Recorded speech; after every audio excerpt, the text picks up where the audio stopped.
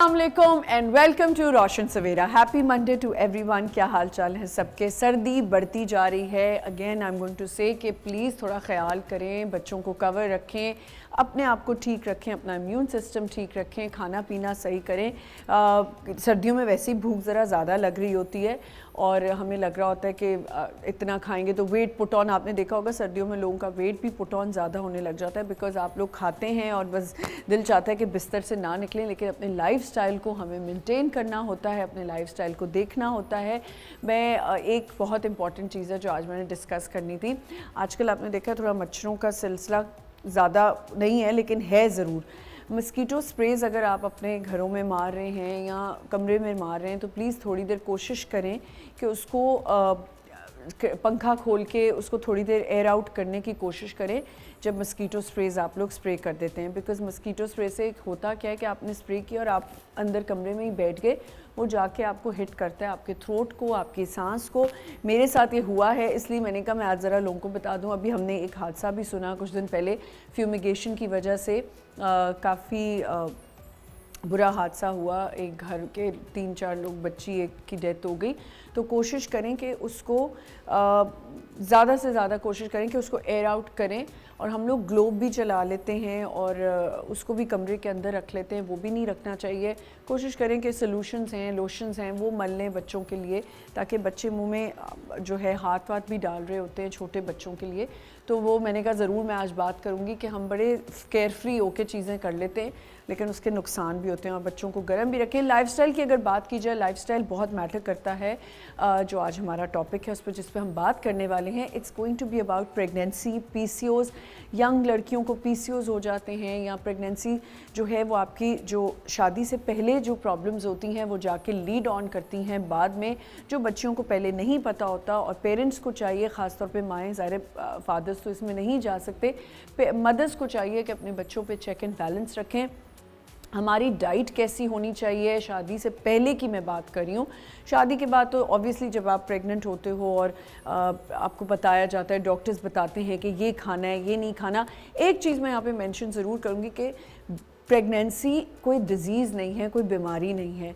हम क्या करते हैं प्रेगनेंसी में, कोशिश ये कर रहे होते हैं कि बस लिटा दें या काम ना करे लड़की, या कोई किसी चीज़ को कोई ऐसा काम ना करे। जब तक आपका डॉक्टर आपको नहीं कह रहा, एडवाइस नहीं कर रहा कि आप बेड रेस्ट पे रहें या आप हैवी चीज़ें ना उठाएं या काम ना करें या ये चीज़ें ना खाएं, तब तक आप प्लीज़ अपनी तरफ से ख़ुद कुछ ना करें। एक्टिव होना एक सबसे बड़ी चीज़ होती है प्रेगनेंसी में, जो आपको एक्टिव रहना पड़ता है, आपको अपने कामों को देखना होता है, सब कुछ करना होता है। आप देखें हमारे यहाँ डोमेस्टिक स्टाफ जो आता है वो काम भी कर रहा होता है, बच्चे उनकी डिलीवरी से पहले तक वो काम कर रही होती हैं ख़वातीन।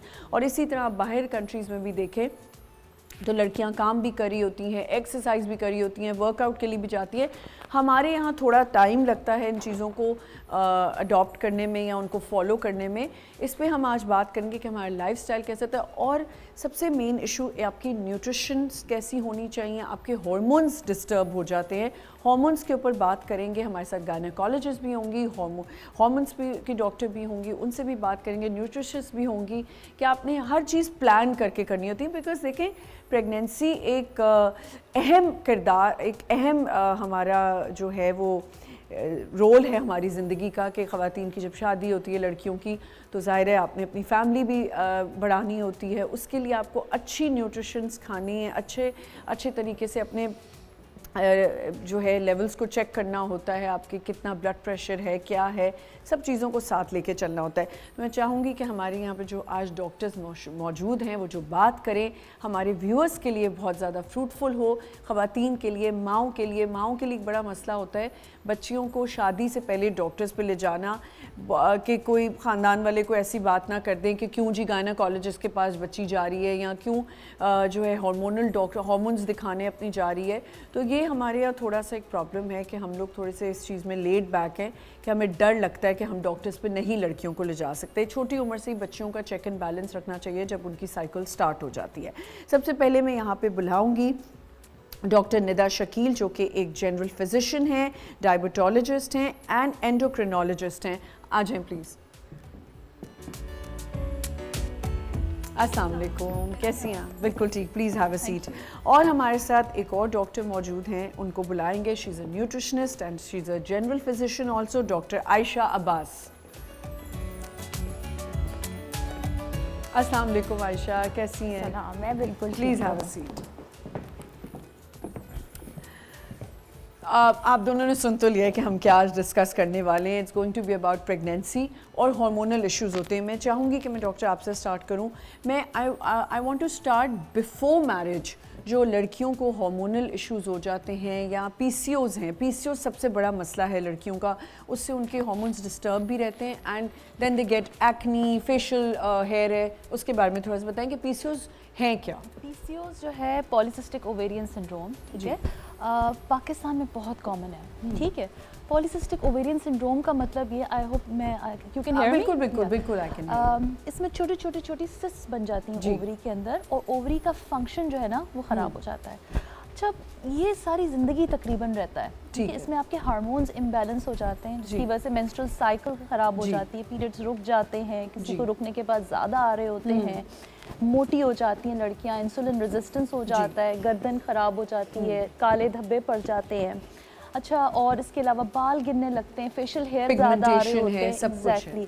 और इसमें जो ओव्यूलेशन, जो अंडे बनते हैं ओवरीज से, वो जो है ना डिस्टर्ब होता है। तो इनिशियली तो लड़कियों को कुछ साइंस आना शुरू होते हैं, जैसे कि पीरियड्स इरेगुलर हो गए और फेशियल हेयर आ गए, मोटी हो गई लड़कियां, ठीक है। अब कुछ जो ख़ानदान में ही होता है कि नहीं नहीं कोई बात नहीं, भरी भरी है ये, उस तरह से जो है ना वॉक और लाइफस्टाइल मॉडिफिकेशन का हमारे पास इतना कॉन्सेप्ट कुछ लोगों में नहीं है।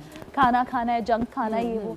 बाद में क्या होता है, जब शादी हो गई, प्रेगनेंसी नहीं हो रही है, फिर आते हैं डॉक्टर के पास कि अब क्यों नहीं हो रही। तो फिर हम वो तो कहते हैं पहले से ही मोटे, अगर मैं उनसे कहूँ कि वज़न कम करें, ठीक है, आपके हार्मोन्स इस वजह से डिस्टर्ब हो, कहते हैं कि हम तो हमेशा से ही है, बेबी फैट जो लेके बच्चियां चलती हैं।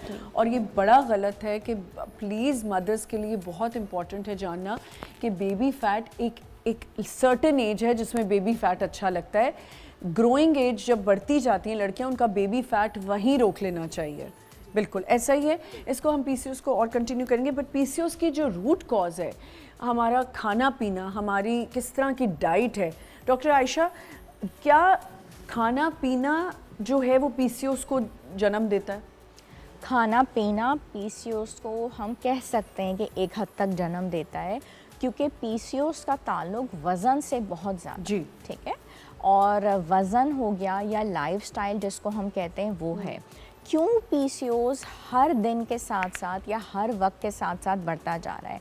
अगर 10 ख़वातीन या 10 बच्चियां बैठी हुई हैं तो उनमें से 4 या 5 क्यों पीसीओएस का शिकार है या वज़न की ज़्यादती का शिकार है? क्योंकि जो हमारी डाइट है उसमें सैचुरेटेड फैट्स, उसमें जंक फूड का बहुत ज़्यादा इस्तेमाल, उसमें ना घर के खाने का इस्तेमाल, ये चीज़ें वक्त के साथ साथ बढ़ती जा रही हैं। वर्जिश का ना होना, ठीक है, स्ट्रेस का बढ़ जाना और उसके बाद रात को देर तक जागना, दिन में सोना, तो ये हार्मोन्स के इम्बैलेंस की तरफ लेके जाता है। जो रात के हार्मोन्स हैं वो अपना अच्छा काम रात को अंजाम देते हैं, उस वक्त हम जाग रहे हैं। जो दिन के हार्मोन्स हैं वो हमें जो काम देते हैं, दिन में हम सो रहे हैं। तो ये चीज़ें ऊपर नीचे होती चली जा रही हैं। तो फिर ये कहीं ना कहीं जाके हार्मोनल जब इम्बैलेंस करेंगी तो पॉलीसिस्टिक ओवेरियन सिंड्रोम। अच्छा, मुझे बताएं, क्योंकि मैं खाने पीने पे जो बात कर रही हूँ, हमारे यहाँ बहुत ज़्यादा, सबको ही पता है, चिकन इंजेक्टेड है। अब चिकन का ज़्यादा इस्तेमाल जो है, क्या इसकी वजूहात हैं कि हार्मोन्स जो हैं आपके डिसबैलेंस होने लग जाते हैं? देखिए, जो भी चीज़ इंजेक्टेड है, चाहे वो चिकन है, चाहे जो भी चीज़ें हम खा रहे हैं, तो वो हार्मोनल इम्बैलेंस की तरफ लेके जाएंगी। तो हमारी बच्चियां जो हैं वो ज़्यादातर ही आप देखें जो ऑर्डर करती हैं या इस्तेमाल करती हैं, तो वही चीज़ें उनको चिकन पसंद हैं, वो बर्गर्स हैं या फास्ट फूड हैं या वो ऐप्स पे जो कुछ मंगवा रही हैं वो चिकन का इस्तेमाल कर रही हैं और वो हार्मोन्स के तरीके से इंजेक्टेड वाला फूड ही हो रहा है। तो फिर वो वेट गेन की तरफ लेके जाता है। हमने तो ये स्टार्ट कर लिया कि हम लोग देसी मुर्गी का शोरबा बनवाते हैं और कढ़ाई क्योंकि देसी मुर्गी की नहीं बन सकती, तो हम कोशिश करते हैं कि देसी मुर्गी की ही यखनी मैं बच्चों को पिलवाऊं और देसी मुर्गी का ही शोरबा खिलवाऊं, क्योंकि उसमें शायद इंजेक्शन नहीं है और ये फेशियल हेयर के लिए बहुत ज़्यादा any processed food, any process, चाहे वो मुर्गी हो, क्योंकि वो भी प्रोसेस ही होके एक तरह से आ रही है। अब तो सब्जियां भी एग्जैक्टली प्रोसेस्ड हैं, और जो पैक्ड और कैंड फूड्स हैं, और ये एग्जैक्टली जैसे बर्गर्स हैं और इस तरह की चीज़ें जो भी प्रोसेस्ड है ना, वो हमारी हेल्थ के लिए बिल्कुल भी ठीक नहीं है। बोल एंटरटेनमेंट के शोज देखने के लिए हमारे चैनल को सब्सक्राइब करें और बेल आइकन पर क्लिक करना ना भूलें।